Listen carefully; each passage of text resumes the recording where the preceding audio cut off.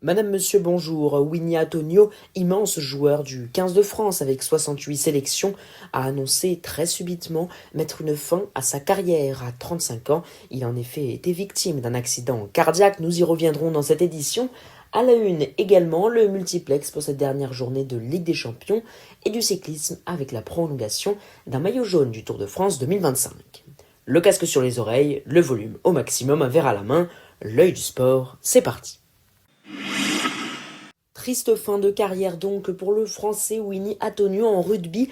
Tout avait commencé avec un forfait de dernière minute à Clermont ce dimanche en top 14. Winnie Antonio, qui avait d'ailleurs été retenu parmi les 42 joueurs français pour préparer le premier match du tournoi des 6 nations jeudi prochain face à l'Irlande, eh bien il ne rejouera plus. Il a été admis hier au centre hospitalier de La Rochelle suite à une suspicion de problème cardiaque, a annoncé ce mercredi matin le Stade Rochelais. Les examens médicaux ont confirmé un accident cardiaque, son état est aujourd'hui stable et il demeure sous surveillance en soins intensifs. Son club a ajouté qu'il est désormais établi qu'il ne pourra pas poursuivre sa carrière de joueur. C'est donc une très triste fin pour l'homme aux 68 sélections en équipe de France qui avait notamment permis au 15 de France de remporter le tournoi des 6 nations à 2 reprises, dont un grand chelem.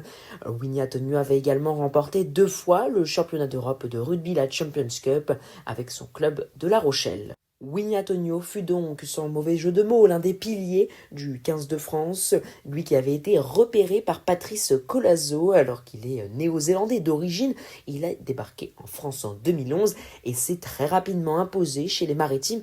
Son physique hors norme et sa bonhomie contagieuse l'ont naturellement installé comme un incontournable, reconduit par Fabien Galtier à de très nombreuses reprises, un véritable pilier aussi bien sur le terrain que dans les vestiaires où il savait motiver les troupes.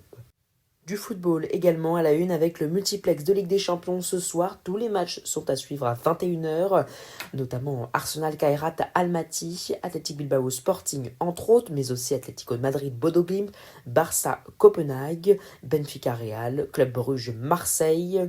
À visionner également Liverpool Karabakh, Manchester City Galatasaray, Paris Saint-Germain Newcastle pour une place directement en huitième de finale et PSV Bayern Munich entre autres. Une information concernant la prochaine Coupe du Monde de football qui aura lieu aux États-Unis, au Canada et au Mexique du 11 juin au 19 juillet. Nous avons appris par une information du journal L'Équipe que Nicolas de Traverneau, le directeur général de la LFP Média, aurait annoncé la signature d'un contrat avec la FIFA pour la retransmission de l'entièreté de la compétition en complément d'M6 qui diffusera également l'événement en France. C'est un accord important car il permet à Ligue 1 Plus de combler le vide de 3 mois sans match du championnat national.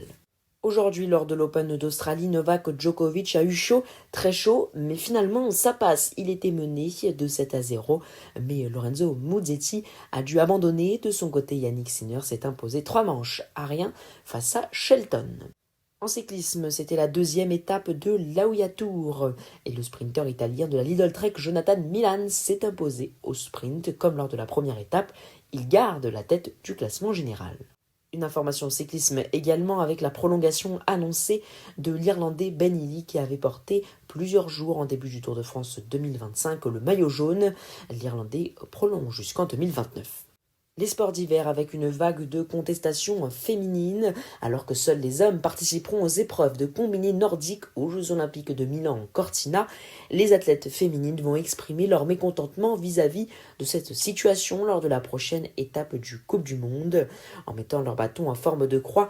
Un geste qui peut paraître anodin mais qui est lourd de sens puisque c'est par celui-ci que les meilleures athlètes féminines de combiné nordique vont protester et exprimer leur mécontentement vis-à-vis de cette exception.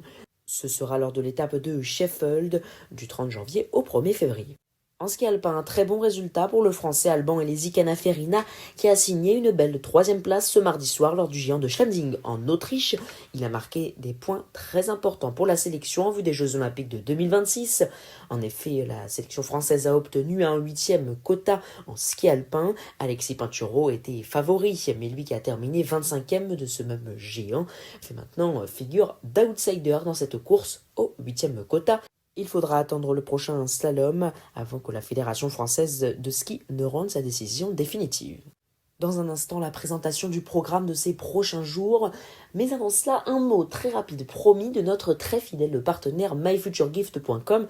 C'est un site où vous trouverez tout ce dont il vous faut pour vous remettre au sport, décorer votre maison, trouver un cadeau pour le pot de départ de votre collègue, ou bien mieux, pour offrir à vos amis ou à vos proches. Rendez-vous sur myfuturegift.com, vous trouverez tout ce dont il vous faut.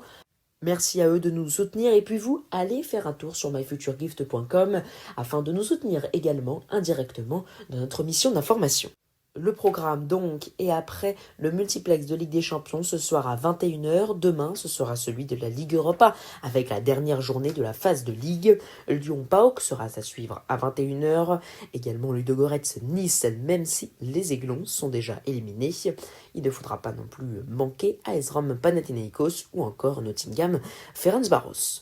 La suite de l'Open d'Australie avec chez les femmes un billet pour la finale à obtenir dans chacune des demi-finales qui auront lieu ce jeudi. Zabalenka Svitolina à 9h30, à 11h Pegula Rybakina. Pour les hommes, ce sera vendredi matin très tôt à 4h30. Alcaraz Zverev et Djokovic Sinner. Une place pour la première finale de Grand Chelem de la saison. Voilà, vous savez maintenant tout, alors n'hésitez pas, abonnez-vous, likez, commentez, mais surtout partagez très largement tout autour de vous. Pour ma part, je vous donne rendez-vous vendredi pour un nouveau débrief complet de l'actualité sportive. En attendant, retrouvez-nous sur la page L'Œil du Sport d'Instagram. Vous retrouverez toutes les informations de dernière minute et bien plus encore avec des contenus exclusifs à l'approche des Jeux Olympiques de Milan-Cortina. Vous y découvrirez par exemple les sports de cette Olympiade italienne, des contenus validés par Émilie Harrop, 3 fois championne du monde de ski alpinisme, et également Tesla 2 qui a remporté 2 médailles aux Jeux Olympiques, mais aussi la Fédération française de snowboard cross. Alors merci beaucoup et à vendredi.